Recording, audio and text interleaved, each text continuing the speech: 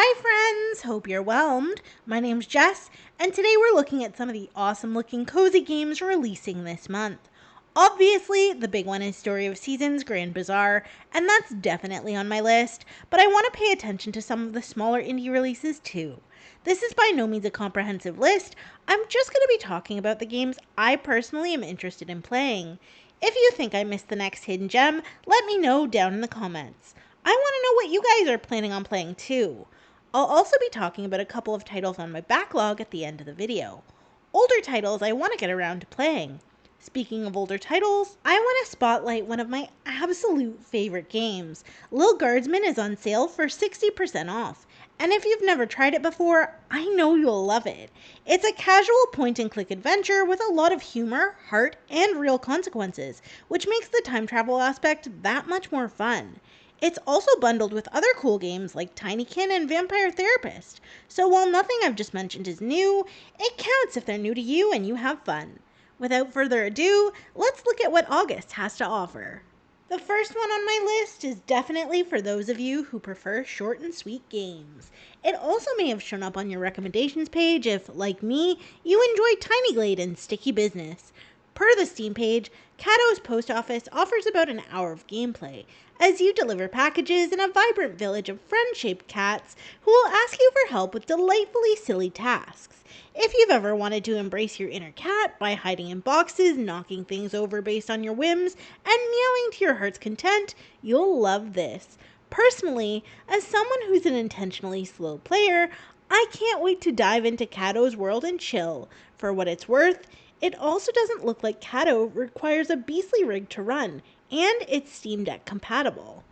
Moving on from the cutest post office game I've ever seen, Magic Inn is a life sim that sees you playing as a brand new innkeeper, ready to think on your feet as you handle guests and staff, choosing your daily menu, and decorating to your heart's content.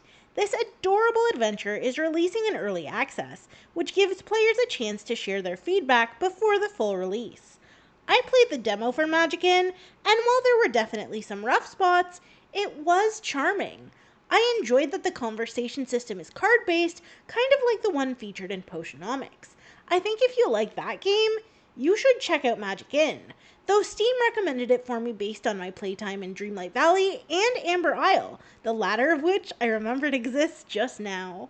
Oops. A chill puzzle platformer with reactive environments, Oscuro Blossom's Glow follows Celine, a girl who can absorb and then emit light from special flowers, a superpower that shows off hidden paths, allowing you to work with both flora and fauna to find your next steps.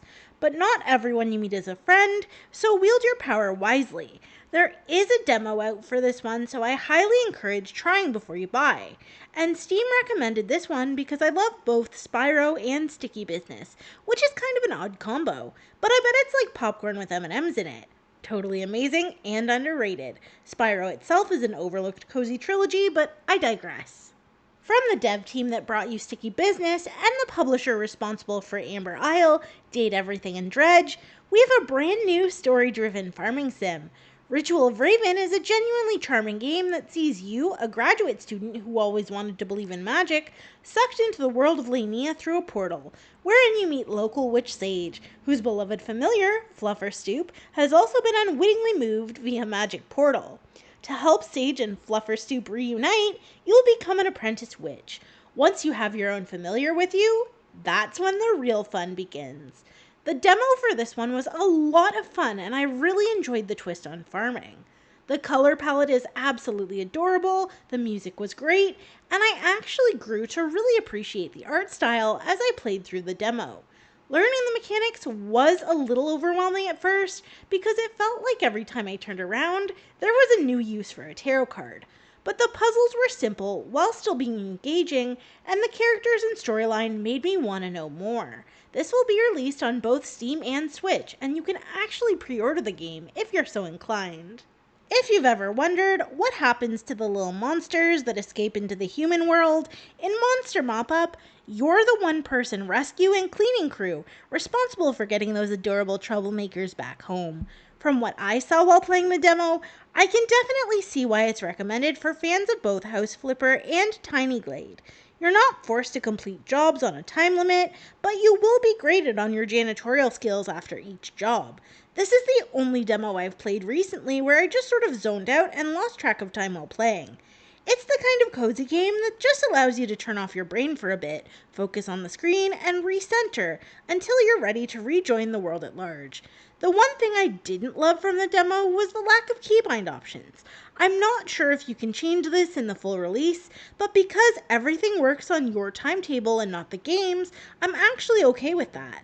It will take me forever to complete tasks if I can't swap out WASD for the directional keys, but it will get done, and I'll have fun the whole time.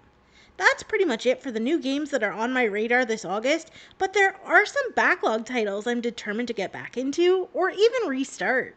If you've been around the channel for a while, you probably know I was introduced to cozy gaming via Disney Dreamlight Valley, but the last time I opened it was to further illustrate points in my Equinox Homecoming review.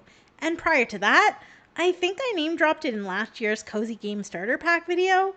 Anyway, I'll be trying it again to see what's changed, what stayed the same, and whether or not the Eternity Isle expansion pass is as great as Reddit tells me it is. In addition to clearing night thorns and healing my inner child though, I'll also be restarting the Ace Attorney Phoenix Wright Trilogy.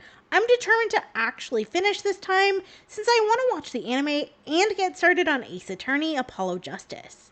Plus, if I have time this month, between all the other videos I want to make, I've got 2 Story of Seasons games in my backlog, A Wonderful Life and Friends of Mineral Town.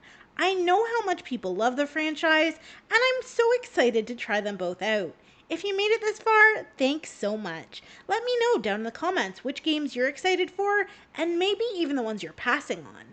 If you're still watching, don't forget to subscribe, leave a like, and hit the bell icon for notifications. I hope you're having a great weekend, and I'll see you next time!